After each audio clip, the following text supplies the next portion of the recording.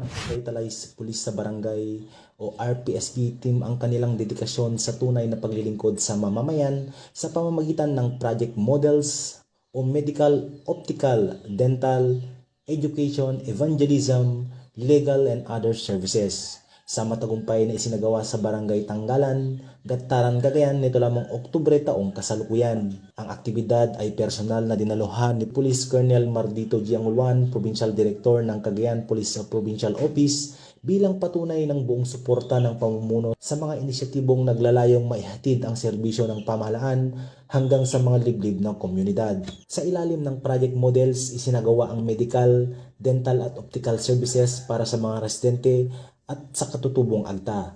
Gayon din ang libreng gupit, pamamahagi ng libro sa Tanggalan Elementary School at mga damit at pagkain para sa mga nangangailangan. Ang mga programang ito ay nagbigay ng ginhawa, pag-asa at inspirasyon sa mga mamayan ng lugar. Isa sa mga tampok sa bahagi ng programa ang Agta Got Talent, kung saan ipinamalas ng mga katutubong agta ang kanilang mga talento sa pag-awit, sayawan at iba pang pagtatanghal. Sa pamamagitan nito muling naipakita ng likas na talino, kultura at sigla ng katutubo sa Tanglagan. Bilang pagtapos ng programa, ipinamahagi ni Police Major Jefferson D. Mukay, Acting Force Commander, ang pagpapatuloy ng ganitong mga inisyatiba at iba pang proyekto ng kanilang RPSB team na nakadeploy doon upang makatulong sa iba pang suliranin ng Barangay Tanglagan. Sa pamamagitan ng project models, ipinapakita ng PNP sa bawat sulok ng Cagayan, may pusong handang maglingkod sa kamay ng handang tumulong upang maihatid ang mga serbisyo ng mabilis, tapat at nararamdaman. Mula dito sa Lambak ng Cagayan, ako ang inyong Police News Network Correspondent, Patrolman Balawag,